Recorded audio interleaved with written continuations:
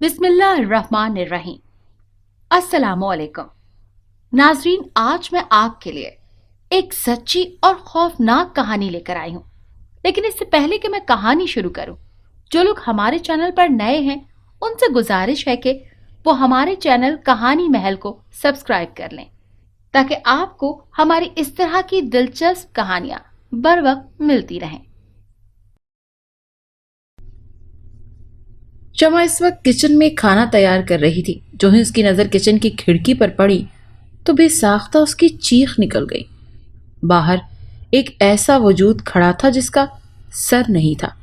उसकी गर्दन से सुर्ख सुर्ख लहू निकल रहा था। क्या क्या हुआ शमा?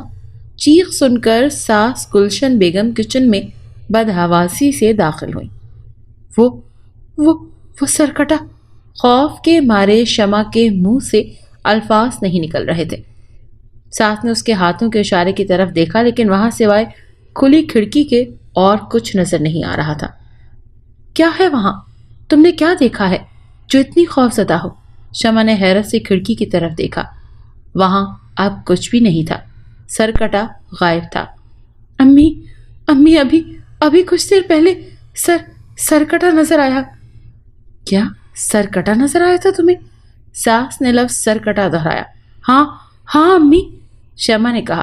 अगर सरकटा यहाँ था तो फिर कहाँ गायब हो गया? सास ने पूछा। पता नहीं। देखो शमा, तुमने नज़ीर की बात को सर पर सवार कर लिया है। नज़ीर मेरा बेटा है, उसे मैं अच्छी तरह जानती हूँ। वो बहुत गुस्से में आ जाता है, लेकिन दिल का बुरा नहीं है। तुम खुद सोचो कि अगर उसकी जगह तुम होती तो क्या करती? 10 साल तुम्हारी शादी को हो चुके हैं, अभी तक तुम्हारी गोद हरी नहीं हुई। नज़ीर मर्द है। उससे में आकर अगर उसने ये कह दिया है कि वो दूसरी शादी कर लेगा, इसका मतलब ये हरगिज़ नहीं है कि वो वाकई दूसरी शादी कर लेगा। सास ने उसे समझाया। वो पहले भी कई बार दूसरी शादी करने का कह चुके हैं, लेकिन वो अब बहुत ज़्यादा गुस्से से कह रहे थे। अगर 1 साल के अंदर अंदर औलाद नहीं हुई तो वो लाजमी दूसरी शादी कर लेंगे। शमा ने कहा। नज़ीर दूसरी शादी किस तरह कर सकता है? क्या वो कहीं ऑफिसर लगा हुआ है जो 2 बीवियों का खर्चा उठा लेगा? क्लर्क है। क्लर्क एक बीवी का खर्चा उठाना ही उसके लिए बड़ी बात है। महंगाई आसमान से बातें कर रही है। लोगों को सफ़ेद पोशी का भरम रखना मुश्किल हो गया है। 2 बीवियों का खर्च सिर्फ पैसे वाले ही उठा सकते हैं। सास ने कहा। पहले वो कहते थे कि मैं दूसरी बीवी ब्याह कर ले आऊँगा, लेकिन अब कहते हैं कि तुम्हें तलाक दे दूंगा फिर दूसरी शादी करूँगा। शमा ने बताया। तुम फिक्र न करो, मैं नज़ीर को समझा दूंगी। वो आइंदा ऐसी बातें नहीं करेगा जिससे तुम्हारा दिल दुखी हो। सास ने कहा। जी अम्मी, तुम परेशान ना हो, वरना फिर से सरकटा और ड्राइवर के ख्यालात तुम्हें परेशान करने लगेंगे। लेकिन अम्मी, मैं सच कह रही हूँ, मुझे वाकई सरकटा नजर आया था।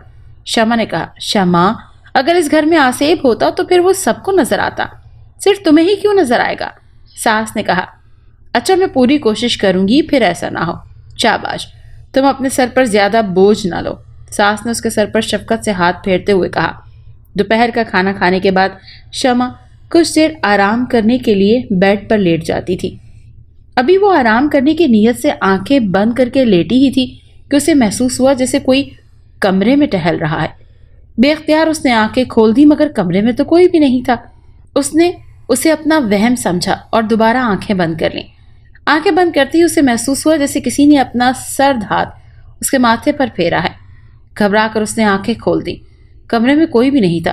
वो खौफ सदा सी हो गई और बेड के नीचे झांका। बेड के नीचे भी कोई नहीं था। उफ मेरे खुदाया, ये सब क्या हो रहा है? आसिफ मुझे ही परेशान कर रहा है, किसी और को क्यों तंग नहीं कर रहा है? शमा ने खुद कलामी की। वो खौफजदा हालत में बेड पर बैठी सोच ही रही थी कि अचानक फिर उसे महसूस हुआ कि कमरे में कोई है। उसने जो नजरें उठाकर ऊपर देखा तो उसकी चीख निकलते निकलते रह गई। सरकटा कमरे के एक कोने में मौजूद था। उसका एक हाथ तो खाली था, जबकि दूसरे हाथ में इंसानी सर था। ये मंजर देखकर शमा के जिस्म में कपकपी सी तारी हो गई और वो बेहोश होकर बेड पर गिर पड़ी। शाम के वक्त सास के जगाने पर खौफसदा सी बेड पर सिमट कर ऐसे बैठ गई जैसे उसे किसी से जान का खतरा हो। क्या बात है शमा, क्या फिर तुम्हें कुछ नजर आया है? सास ने पूछा। शमा ने कमरे में चारों कोनों की तरफ नजर दौड़ाई। कमरे में सरकटा कहीं भी दिखाई नहीं दे रहा था। उस वक्त कुछ भी नजर नहीं आ रहा था। शमा ने कहा। फिर तुम मेरे जगाने पर बुरी तरह से चौंकी क्यों थी? अम्मी, میرے بے ہوش ہونے سے پہلے سر کٹا نظر آ رہا تھا اور اس کے ہاتھ میں ایک کٹا ہوا سر بھی تھا۔ تم نے کوئی ڈراؤنا خواب دیکھا ہے، اب اٹھ جاؤ، شام کی چائے تیار کرو، نذیر آفس سے آنے والا ہے، ساس نے کہا۔ جی اچھا، یہ کہتے ہوئے شمع بیڈ سے اٹھ گئی۔ نذیر کی شادی کو 10 سال ہو چکے تھے۔ نذیر کی بڑی خواہش تھی کہ اس کے گھر میں بچوں کے کہکہے گونجے، بچے گھر میں کھیلتے کودتے نظر آئے، مگر اس کا آنگن ابھی تک سونا تھا۔ نذیر نے اپنی بیوی شمع کو اور خود کو ہر اچھے ڈاکٹر کو دکھایا تھا۔ ڈاکٹر نے دونوں کو فٹ قرار دے دیا تھا، اس کے باوجود ان کا گھر بچوں سے محروم تھا۔ وہ مزید چیک اپ کروانا چاہتا تھا، لیکن ڈاکٹر نے اسے سختی سے منع کر دیا تھا کہ وہ اب کوئی چیک اپ نہ کرائے اور اللہ تعالیٰ پر توکل کر لے، جب قسمت میں اولاد ہونا ہوگی تو ہو جائے گی۔ مگر نذیر بے چین طبیعت کا مالک تھا، وہ خاموشی سے کہاں بیٹھ سکتا تھا۔ اس نے اولاد کی خاطر دوسری شادی کرنے کا فیصلہ کر لیا اور شمع پر زور دے رہا تھا کہ اسے دوسری شادی کی اجازت دے، ورنہ بصورت دیگر وہ شمع کو طلاق دے کر دوسری شادی کر لے گا۔ شمع کسی طور پر نذیر کو دوسری شادی کرنے کی اجازت نہیں دینا چاہتی تھی۔ یہ شادی بھی ان دونوں کی پسند کے نتیجے میں ہوئی تھی۔ پھر وہ کس طرح طلاق لے کر گھر جا سکتی تھی؟ وہ طلاق لے کر بدنامی کا داغ لے کر گھر جانا نہیں چاہتی تھی، اسی لیے نذیر کی دوسری شادی کی بھرپور مخالفت کر رہی تھی۔ مگر نذیر کا اصرار دن بدن بڑھتا جا رہا تھا۔ دوسری طرف آئے دن سرکٹا نظر آنے کے واقعات نے شمع کو پریشان کر دیا تھا۔ یہ واقعات اتنے عام ہو گئے تھے کہ جہاں بھی اسے دوسری شادی کی بات چلانی ہوتی، وہ یہی کہتے تھے کہ نذیر نے اپنی پہلی بیوی کو ذہنی ٹارچر دے دے کر نفسیاتی مریض بنا دیا ہے۔ پھر ایسے شخص سے کیا امید رکھی جا سکتی ہے کہ وہ دوسری بیوی کو خوشیاں دے سکے؟ نذیر شب روز اسی سوچ میں غرق رہتا کہ کسی طرح شمع کی ذہنی حالت درست ہو جائے۔ نذیر آصف وغیرہ پر یقین نہیں رکھتا تھا، اس لیے اپنی والدہ کے اصرار کے باوجود وہ شمع کو کسی عامل کے پاس لے کر نہیں گیا۔ وہ چاہتا تھا کہ کسی ماہر نفسیات سے رجوع کیا جائے، وہی اس مسئلے کا حل نکال سکتا ہے۔ وہ اپنے کئی ماہر نفسیات سے ملاقات کے لیے شمع کو ان کے پاس لے کر گیا۔ انہوں نے اس کی ذہنی دباؤ قرار دے کر شمع کو آرام کرنے کا مشورہ دیا۔ ان کے خیالات سے یہی ہوا کہ شمع کسی ذہنی دباؤ کا شکار تھی، اسی لیے اس طرح کی حرکتیں کر رہی تھی۔ جب ذہنی دباؤ ختم ہو جائے گا تو وہ خود بخود نارمل ہو جائے گی۔ اب نذیر کی یہی کوشش تھی کہ وہ شمع کو خوش رکھے تاکہ وہ نارمل ہو جائے۔ کئی ہفتے گزر گئے، اس نے دوسری شادی کی بات کرنا بھی چھوڑ دی تھی۔ اس کے باوجود شمع کی حالت بہتر ہونے کے بجائے مزید خراب ہونے لگی تھی۔ وہ ہر وقت خوفزدہ رہنے لگی تھی، اسے سوتے جاگتے سرکٹا نظر آتا۔ شمع سوکھ کر کانٹا ہو چکی تھی۔ جمال الدین جنہیں لوگ شاہ صاحب کہتے تھے وہ اللہ والے تھے۔ شمع کی ساس گلشن کے قریبی رشتہ داروں میں سے بھی تھے۔ ساس نے شمع کی حالت بہتر نہ ہونے پر ان سے ذکر کر دیا، قریبی رشتہ دار ہونے پر ان کا گھر آنا لازمی ہو گیا تھا۔ شمع کی یہ حالت دیکھ کر انہیں بھی بہت دکھ ہوا۔ گلشن، یہ تم نے بہو کی کیا حالت بنا دی ہے؟ تم کو کیا مجھے غیر سمجھتی ہو؟ مجھے اطلاع کیوں نہیں دی؟ جمال الدین نے شمع کو بستر پر لیٹتے دیکھتے ہوئے کہا۔ شاہ صاحب، ہم سمجھ رہے تھے کہ شمع کے ساتھ کوئی نفسیاتی مسئلہ ہے، اسی لیے ہم نے ڈاکٹر صاحب کو چیک کروایا تھا۔ تم نے نفسیاتی ڈاکٹر کے چکر میں شمع کی کیا حالت بنا ڈالی؟ میں لوگوں کا روحانی علاج کرتا ہوں، تم نے مجھے آگاہ نہیں کیا اور شمع کی یہ حالت بنا دی، شاہ صاحب نے کہا۔ گلشن بیگم جیسے ہی شاہ صاحب کے لیے کچن میں چائے بنانے گئیں تو اتنی دیر میں شاہ صاحب نے پانی پر دم کیا اور پھر کسی سوچ میں پڑ گئے۔ شمع بیٹی، وہ بھٹکتی ہوئی روح ہے جو تمہیں تنگ کر رہی ہے، لیکن میری سمجھ میں یہ نہیں آ رہی کہ وہ صرف تمہیں ہی کیوں تنگ کر رہی ہے۔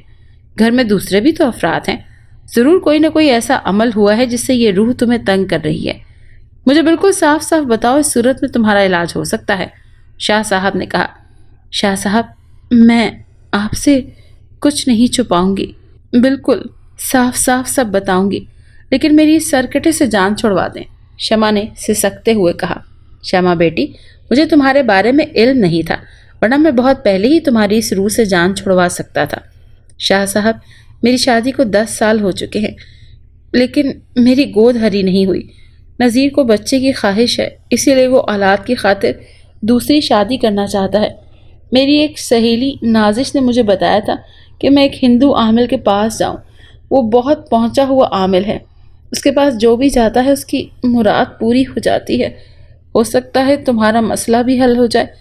میں پریشان تھی، جیسے ہی ان کے منہ سے ہندو عامل کا پتہ معلوم کیا، اس کے آستانے پر پہنچ گئی۔ آستانے پر آنے والے لوگوں کا ہجوم دیکھ کر میرے دل میں ہندو عامل کی عقیدت اور بڑھ گئی۔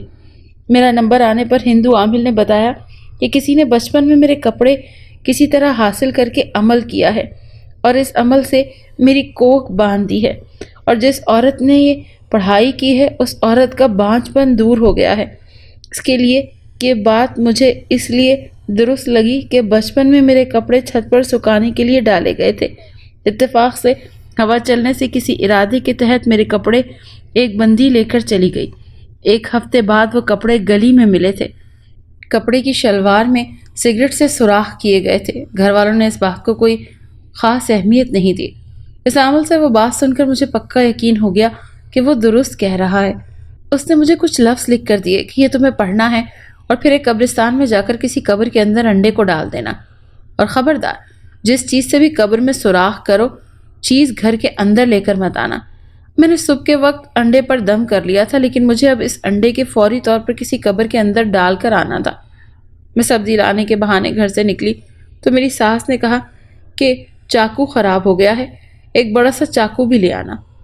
میں اچھا کہہ کر بازار چلی گئی۔ سبزی اور چاقو خرید کر میں نے قبرستان کا رخ کیا۔ قبرستان بازار سے قریب ہے۔ میں بے حد گھبرائی ہوئی تھی۔ ایک خوف قبرستان جانے کا اور دوسرا خوف یہ تھا کہ مجھے قبرستان میں کوئی دیکھ نہ لے۔ اگر کسی نے قبرستان میں دیکھ لیا تو میرے متعلق من گھڑت باتیں گھڑ لی جائیں گی۔ رشتہ دار موقع کی تلاش میں رہتے ہیں، ذرا سا موقع ملنے پر چھوٹی چھوٹی باتوں کے افسانے گھڑ لیتے ہیں۔ مجھے یہی خوف تھا جس کے سبب میرے ہاتھ پاؤں پھول رہے تھے۔ انڈا بھی کس قبر میں ڈالنا ضروری تھا۔ قبرستان میں داخل ہو کر میں نے ادھر ادھر دیکھا۔ اتفاق سے قبرستان میں کوئی نہیں تھا۔ قبرستان میں سناٹا تھا۔ خوف سے میری ٹانگیں کانپ رہی تھیں۔ میں اکثر قبرستان کے سامنے سے گزرتی تھی لیکن کبھی قبرستان میں داخل نہیں ہوئی تھی، اسی لیے اکیلے قبرستان میں مجھے ایک انجانا سا خوف آ رہا تھا۔ میں نے ہمت کر کے ایک قبر کھودنے بیٹھی تو یاد آیا کہ جلدی میں قبر کھودنے کے لیے کچھ بھی نہیں لائی تھی، گھر پر ہی لکڑی بھول آئی تھی۔ میں نے قبرستان میں ادھر ادھر نظریں دوڑائیں لیکن اس وقت اتفاق سے کوئی بھی ایسی چیز نہیں مل رہی تھی جس سے قبر کے اندر سوراخ ہو سکتا ہے۔ میں نے فوراً پرس سے چاقو نکالا اور قبر کی مٹی کھودنے لگی۔ ایک بڑا سا پتھر چاقو سے ٹکرانے پر میں نے ہاتھ سے ہٹایا، پھر جیسے میرے ہاتھ میں آیا تو خوف سے میرے منہ سے ہلکی سی چیخ نکل گئی اور میں بھاگ کھڑی ہوئی۔ دراصل میرے ہاتھ میں جو پتھر آیا تھا وہ پتھر نہیں، انسانی کھوپڑی تھی۔ میں خوف سے تھر تھر کانپتی ہوئی قبرستان سے فوری نکل جانے کی کوشش میں تھی۔ اچانک میرے قدم رک گئے۔ مجھے یاد آیا کہ انڈا قبر میں ڈالنا ضروری ہے ورنہ بڑی گڑبڑ ہو جائے گی۔ میں ڈرتے ڈرتے دوبارہ کوئی دوسری قبر کھودنے انڈا ڈالنے کو مڑی۔ ایک قبر کا انتخاب کر کے میں نے چاقو سے قبر کی مٹی کھودنے لگی۔ کافی مٹی کھودنے کے بعد اپنے کانپتے ہوئے ہاتھوں سے انڈا قبر کے اندر ڈال دیا اور پھرتی سے اوپر مٹی ڈال دی۔ چاقو میں نے پرس میں واپس ڈالا اور تقریباً دوڑتے ہوئے قبرستان سے اندر باہر نکل گئی۔ میرا دل زور زور سے دھڑک رہا تھا، مجھے کچھ ہوش نہیں آ رہا تھا۔ میں جلدی گھر پہنچ جانا چاہتی تھی۔ گھر پہنچ کر میں نے سکون کا سانس لیا۔ مجھے اپنے آپ پر خود حیرت ہو رہی تھی کہ میں یہ کام کیسے کر آئی۔ ویسے کوئی مجھے لاکھ روپے دے کر بھی یہ کام کرنے کو کہتا تو میں ہرگز نہ کرتی، لیکن اپنے گھر کے اجڑنے کے ڈر نے مجھ سے یہ کام کروا لیا۔ میں نے اس چاقو کو اچھی طرح سے پانی سے دھو کر استعمال کے لیے رکھ لیا تھا۔ ابھی مشکل سے ایک ہی دن گزرا تھا کہ مجھے وہ سرکٹا نظر آنے لگا۔ میں جب اس عامل کو سرکٹے کے بارے میں بتایا تو مجھے غصے سے دیکھتے ہوئے کہنے لگا، تجھے میں نے کہا تھا نا کہ جس چیز سے قبر کی مٹی کھودنا اسے گھر میں لے کر نہیں جانا، لیکن مجھے ایسا لگ رہا تھا کہ تو ضرور چیز گھر لے کر چلی جائے گی۔ بابا مجھے کوئی ایسی چیز ملی ہی نہیں تھی جس سے مٹی کھودتی، اسی لیے چاقو لے کر جانا پڑا۔ وہ میرے پاس تھا، اسی لیے میں نے اسی سے مٹی کھود ڈالی۔ تو اسے گھر لے جانے کی کیا ضرورت تھی، وہیں قبر میں ڈال دیتی۔ بابا مجھ سے غلطی ہو گئی، ایک ایسا عمل کرے کہ میری اس سرکٹے سے جان چھوٹ جائے۔ میں نے التجا کی، تم نے جس قبر میں انڈا ڈالا تھا، میرا علم بتا رہا ہے کہ جس شخص کی وہ قبر تھی، زندگی میں اس نے لوگوں کو بہت ستایا تھا۔ قتل و غارت گری اس کے لیے معمولی باتیں تھیں۔ کسی نے دھوکے سے اس طرح قتل کیا تھا کہ اس کی گردن ہی دھڑ سے الگ ہو گئی تھی۔ تم نے اس کی قبر میں جان بوجھ کر انڈا نہیں ڈالا۔ یہ اتفاق ہے کہ تم نے ڈالنے کو جس قبر کا انتخاب کیا وہ اس کی بھٹکتی ہوئی روح ہے۔ میرے پاس اتنی شکتی نہیں ہے کہ اس آتما کا مقابلہ کر سکوں، اسی لیے اب تم بھگتو۔ عامل نے غصے سے کہا، بابا اب آپ کچھ کریں۔ میں نے پھر التجا کی، دیکھو بی بی، میرے چھوٹے چھوٹے بچے ہیں، اتنا ہی عمل کرتا ہوں جتنی مجھ میں شکتی ہے. اس سے زیادہ عمل کرنے پر یہ روح مجھ پر حملہ کر سکتی ہے، مجھے مار سکتی ہے. اسی لیے مجھے معاف رکھو. ہاں، اگر کوئی اور ایسا عامل تمہیں مل جائے جو اس بھٹکتی روح کو قابو کرنے کی شکتی رکھتا ہو، اس سے اپنا علاج کرا لینا. عامل کا صاف دو ٹوک جواب سن کر میں خاموش ہو کر چلی آئی. میں کر بھی کیا سکتی تھی؟ غلطی تو میری اپنی تھی. میں نے لالچ میں خود برائی مول لی تھی. میں مختلف عاملوں کے پاس گئی لیکن کسی سے کوئی فائدہ نہ ہوا. پھر میں نے خود کو حالات کے دھارے پر چھوڑ دیا. جو قسمت میں ہوگا وہی ہوگا. شاید میری قسمت میں ایسے ہی مرنا لکھا ہو. شمع نے اپنی آنکھوں سے بہتے ہوئے آنسو پوंچھتے ہوئے کہا. شمع، تم مایوس نہ ہو کیونکہ مایوسی کفر ہے. میں جیسا کہوں ویسا ہی کرنا. میں آج پینے کے لیے دم کیا ہوا پانی دے کر جا رہا ہوں. اس پانی کو پینا بھی ہے اور گھر کے چاروں کونوں میں چھڑکنا بھی ہے. شاہ صاحب نے دم کیا ہوا پانی شمع کو دے دیا. شمع نے بوتل سنبھال کر رکھ لی اور شاہ صاحب کی ہدایت پر عمل کیا، جس سے اس کی طبیعت خاصی بہتر ہو گئی. 1 ہفتے کے بعد جب شاہ صاحب گھر آئے اور پھر چند نقوش گھر میں لگانے کے لیے دیے، گھر میں نقش لگانے پر وہ سرکٹا شمع کو نظر آنا بند ہو گیا اور شمع کی طبیعت اب بہت اچھی ہو گئی تھی. شاہ صاحب کا دم کیا ہوا پانی پابندی سے شمع پی رہی تھی اور گھر میں چڑک رہی تھی. اس طرح 1 ماہ کے اندر وہ بالکل صحت مند ہو گئی تھی اور وہ بالکل بھی نہیں لگتی تھی کہ وہ بیمار تھی. اس کے صحت یاب ہونے پر نذیر بہت خوش تھا. ایک دن وہ اسے سمجھاتے ہوئے بولا. شمع، تم فکر نہ کرو، میں دوسری شادی نہیں کروں گا. قسمت میں جب اولاد ہوگی تو ہو جائے گی. ہاں، میں بھی تم کو یہی سمجھاتی تھی لیکن تم پر دوسری شادی کا دورہ پڑا ہوا تھا. ہاں، اب وہ دورہ ختم ہو گیا ہے. تمہیں آئندہ مجھ سے کبھی کوئی شکایت نہیں ہوگی، نذیر نے مسکراتے ہوئے جواب دیا. اگر آپ کو یہ کہانی اچھی لگی ہے تو اسے لائک کیجیے اور ہمارے چینل کہانی محل کو سبسکرائب کیجیے. اور ہاں، اگر آپ کے کسی دوست، رشتہ دار یا بہن کے ساتھ خدا نخواستہ اس طرح کا کوئی بھی واقعہ پیش آیا ہے تو ہمیں کامنٹ سیکشن میں اس کے بارے میں ضرور بتائیے.